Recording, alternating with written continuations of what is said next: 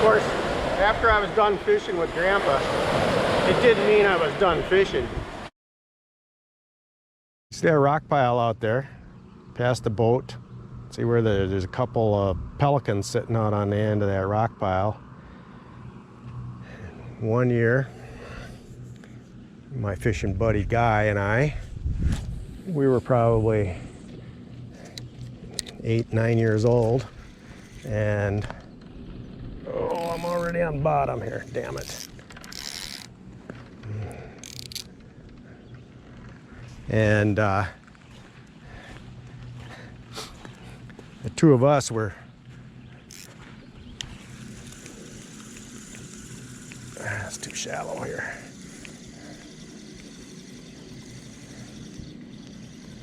What do I got? Chunk of weeds. So there's weeds out there, which is a good thing. Nice fresh ones too. These aren't rotted up.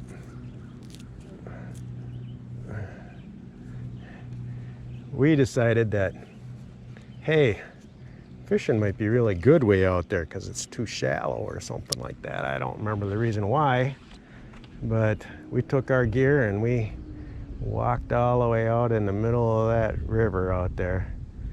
So we were standing almost in Canada and we were fishing off of them rocks. And we had, again, seen some bullhead minnows. And okay, let's try this a little faster retrieve this time. There's a weed bed out there.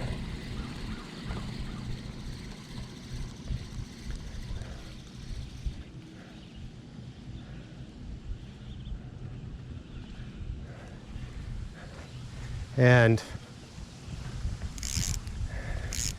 we were having a great old time. It was in the afternoon like this, maybe early evening, maybe time for supper even, because next thing I know, we're standing out there and I hear from the shore my mother, who was up on the riverbank up there looking for us, and she was calling my name. So I went to shore and I could tell by her posture that she was really, really mad. And I don't know why. We were fishing. Well, my mother was mad, as I found out later, because she could hardly express herself. She was so upset that we weren't supposed to be out there in the river because of the currents, the river currents. If we would have slipped and fell, we would have drowned. And I'm like, well, no, Mom, I can swim, you know. And she's like, that's not the point. You're not supposed to be out there. Don't ever do that again. And of course, I, being a smart-ass kid, and I was in front of my friend, I had to be tough. And so I smarted off to her, and my mother, these trees weren't growing here, but there were saplings. She yanked a sapling out of the ground, and she proceeded to whack me with that sapling all the way home. Years later, when a certain Minnesota Viking football player was ostracized for whacking one of his kids with a stick, everybody thought it was such a horrible thing. I just went,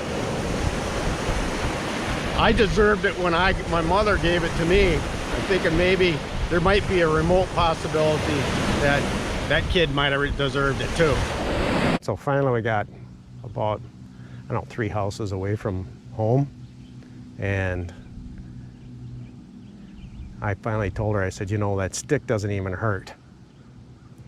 And so she hit me so hard with that stick that the branch broke. The sapling broke. I don't remember what exactly it was, but it was funny. And so I started laughing about it. Of course, that was the wrong thing to do. And so what does she do? She did the, you wait until your father hears about this. And so I was relegated to my bedroom until my dad got home. And then, of course, I had to go. My mother told me I had to go see my father out in the garage. I was like, oh no.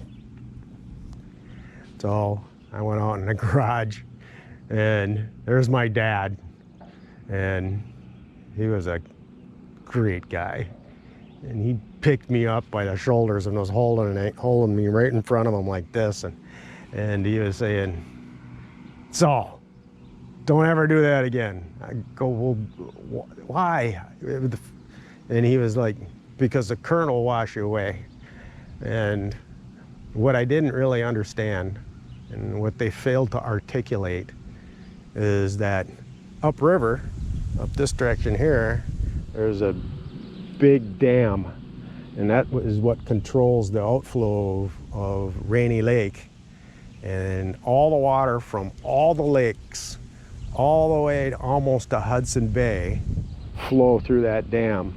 And they come down this river, and they go all the way 70, 80 miles, or 60 to 70 miles to Lake of the Woods. And a storm 50 miles north and west of here could raise the water level significantly, and we wouldn't know it. We'd be standing here in the sunshine, and then all of a sudden the dam would open automatically to make sure that it maintained the level of water on Rainy Lake. And all this water would just rise just instantly, because we're less than a mile from the dam, and I didn't understand that at the time. So anyways, there I was in the garage with Dad, and he's going to say, I'm supposed to spank you now. He says, but I don't feel like it. But when you go in the house, you make damn sure that you act like you got a licking out here.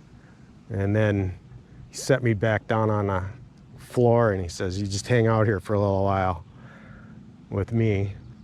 And then he pulled out a cigarette, because he smoked, and he lit it up, and he looks at me and he goes, were they biting? I said, yeah, Dad, we were standing there on the end of them rocks, and we were just dropping those minnows in. We didn't even have to cast. We just drop them in, and you could actually see the schools of walleyes coming up and chasing after those bullhead minnows. Bullhead minnows, huh? I wouldn't have thought of that, he says. And so there's that story. It's hard to believe, after all these years, how things have turned out. How that innocent boy standing on the riverbank along Rainy River fishing can now be standing here on the beaches of the Tasman Sea in New Zealand.